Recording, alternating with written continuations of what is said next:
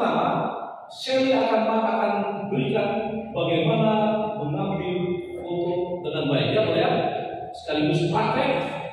Di 15 menit kedua, Pastor Purba akan coba ajarkan bagaimana membuat video secara sederhana. Dan bagian terakhir, saya akan gunakan untuk kompilasi dari dua hal tersebut.